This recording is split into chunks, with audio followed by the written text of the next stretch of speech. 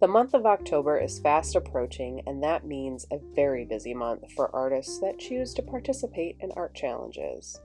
As it's approaching, I feel a bit of anxiety creeping in. Along with that anxiety comes another little friend called FOMO, the fear of missing out. And it got me thinking, is drawing every day really realistic or even healthy? I feel like art challenges can be great, but they can also lead to burnout. And as someone that is still recovering from burnout, I don't want to edge back into burnout. I've spent this last year trying to heal my relationship with creativity, and I thought now would be a good time to go through the pros and cons of art challenges like Inktober and see what's best for me this year. As we discuss the pros and cons of Inktober and art challenges in general, in the background I am turning an original piece that I did for last year's Inktober, Arttober, whatever you want to call it, and turning it into a phone wallpaper for this year because I like the piece so much.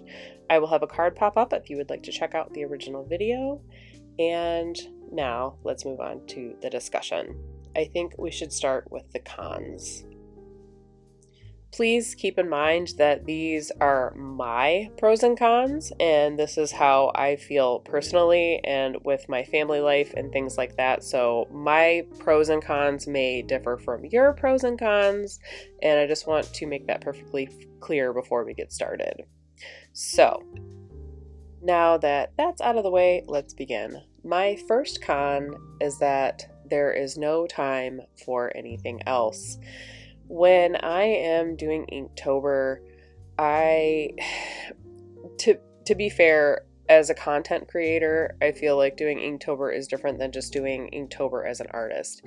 And as a content creator, doing Inktober with the filming and the posting and all of that comes into play, there seems to be really no time for anything else. I am shuffling my time from one thing to another. I spend my days doing the painting, and then I will typically have to cook dinner. The kids get home from school, and then the dinner and the family time evening routine kicks in, and then I have to spend the evening editing and posting, and that can be very, very draining. And I believe that is kind of what leads me into burnout. I spend way too much time sitting, painting, editing, posting, uploading, all of that stuff. And I don't feel like there's a lot of movement involved. And I also feel like that can really lead into burnout. And there's just not a lot of time for anything else, including exercise and all of that. If you want to, I don't know if it's the Virgo in me that wants to have like a perfect Inktober and like post a video every day and complete a piece every day. And it's a lot, and I always end up having like burnout at the end of October. And I do have to say here that is not the challenge itself. That's not like a requirement to do the challenge. It's just part of running a small business and being a content creator, to where you feel like you have to document every single thing that you do. And it becomes a lot. It's very overwhelming. And, if you're going to paint 30 paintings, you might as well get footage out of it, so you have something to post to your audience online. And it becomes very overwhelming, and I don't feel like there's a lot of time for anything else. And so I'm just going to leave that at that. I don't feel like there's a lot of time for anything else. And we're just going to go right into con number 2 for me personally. I tend to have more anxiety than usual. There's a lot of pressure to push out an art piece every single day for the month of October. And with that comes anxiety for me. And it's hard to balance it all and calm myself down. Something that should be relaxing to me is now all of a sudden becoming a source of stress. yeah, so there's just more anxiety for me in general in the month of October, and it's just a lot to manage. Con number 3, finishing an actual art piece every day. I feel like finishing an actual art piece every day is a lot harder than just showing up to draw for an allotted amount of time every day. The pressure to finish a piece every day is quite hard for someone who likes to go slow and take their time and actually improve and get the piece to the level that they want it at, if that makes sense. So I'm not sure, like, I know with Inktober, like the goal was to improve your inking skills, and I feel like that's really hard to do when you are supposed to finish an art piece every day. I feel like it would be better if you just showed up for an allotted amount of time every day to work on that skill, if that makes sense. Con number 4, trying to have a cohesive body of work.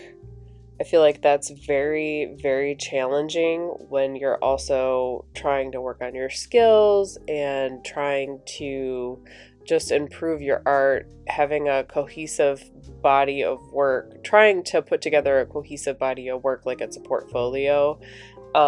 And that's not the fault of Inktober. This is just my personal thing. Like, for some reason, everything I do has to be cohesive.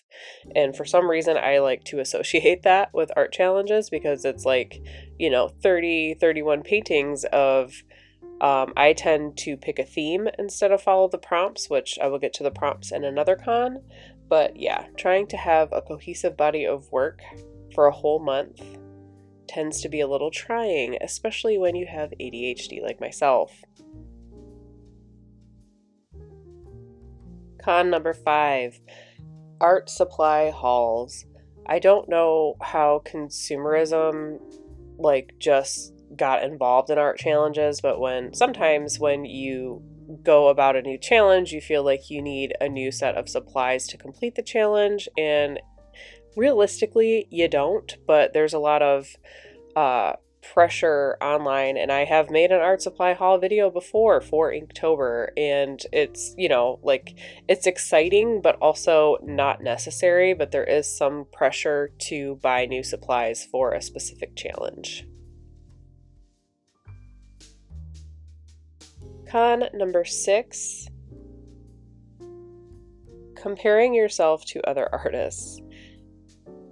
Art challenges like Inktober and, March of the Robots and Drawloween, all of them tend to bring out some really good artists, and there's some really beginner artists that are doing this challenge, and it's really hard to not try to compare yourself to others, and then you can get discouraged because your art is not as good as other art that you see on the internet. Okay, so cons number 7 and 8 kind of go together, and this one is about art prompts. So my con number 7 is trying to come up with something original instead of something basic for the art prompt. For some reason, people try to focus on originality when you're really supposed to be focusing on the everyday. Like, you're just supposed to draw whatever you can think of for that prompt for that day. And sometimes people like myself, we focus on trying to have an original take on the prompt, and it just takes away from the art challenge in general. And that kind of leads into con number 8, which is sometimes coming up with an idea for the prompt takes longer than doing the actual drawing itself. And this is why I always tend to pick a theme instead of follow prompt lists, because it's just easier for me to do another drawing that goes with the theme of what I've chosen for the month instead of trying to come up with something clever for the prompt. And the last, but most certainly not the least, con for art challenges like Inktober for me definitely would be burnout. I just sometimes at the end of the month when you've completed all that, it's just you're completely burnt out, and I feel like that's kind of negating the whole point of the challenge, which I mean, like, it's to practice every day, to do art every day, and to make it a habit. At least that's kind of like what my thought is. Like, I struggle with trying to draw every day, and I think it's the whole finished piece of it all instead of just showing up to the page for a certain amount of time every day as kind of like a wind down from your day. It's just burnout in general. It happens every year for me, and it always happens in the fall, and it's just one of those things that's really hard to recover from. So sometimes I just don't think that it's a good thing. Okay, so let's end this on a positive note and talk about the pros of art challenges like Inktober. And pro number one is there is a wonderful sense of community, and you do feel like you're doing this with other artists around the world, very much like kind of like a marathon. And that can be really, really inspirational and a lot of fun in the right context when you take out the cons that I mentioned, like feeling like you're in competition with other artists. Pro number two is a sense of accomplishment. Like, you can really prove to yourself how much work you can do in a very short period of time. And a lot of the times, like me myself, I have been very, very proud of what I produced that much, how much I was able to make, the quality of the work, etc., etc. Now, pro number two kind of ties into 3 and 4, which is number 3 is having a very nice body of work. And sometimes that body of work is very cohesive. Even though I said it was a con in the con section, it can also be a pro to show that you are capable of doing a nice cohesive body of work and building a portfolio. And pro number 4 is just actually proving that you can draw every day if you want to. If you put your mind to it, you can definitely do it. It's kind of like a priorities thing. If this is something that you want to do every day, and you can actually prove to yourself that you actually really want to do it. And pro number 5, and I know that this was a con in the last one, but sometimes you have the opportunity to try new supplies, which can be a lot of fun and exciting when you take the pressure of trying those new tools and supplies out of the mix. As you can see with these pros and cons, it really depends on where you're at in your life and if it's good for you to participate. This year, I think it's best for me just to live a little slower and enjoy everything I enjoy about fall. And if I randomly decide to partake in an art challenge, it will probably be very low pressure, no filming, just kind of doing it for myself instead of for social media, and maybe share a tour of what I create if I so choose. I did, however, come up with something fun for me to do that I'm really excited about, and that is on your screen right now. I have decided to create a fall bingo card, and it's an opportunity for me to do all the things that I love about Inktober and fall and put them together and give myself from the first day of fall to the last day of fall to complete. And I know technically the last day of fall is in December, but we all know that Christmas starts the day after Thanksgiving, so I'm giving myself until then to hopefully fill out this bingo card and just really enjoy my fall this year and also get a little bit of drawing done in the meantime. As much as I would like to fill out the whole card, I am preparing myself that it might not be exactly possible, but I will be very excited if I get a bingo or two. And I have also made this available in the cellar. along with a blank bingo card for you to fill out yourself if you want to do this for the fall instead of an art challenge. All you have to do is sign up for my email list and you will get the password to the seller. If you are already part of my email list, I sent out an email yesterday with a password refresher for you to enjoy. There is also a bunch of other free goodies and a coupon code for you to use on anything in my shop. I will go ahead and leave a link to sign up for my newsletter in the video description below. Other than that, I just wanted to say happy fall. Thank you so much for watching, and I'll see you in the next one.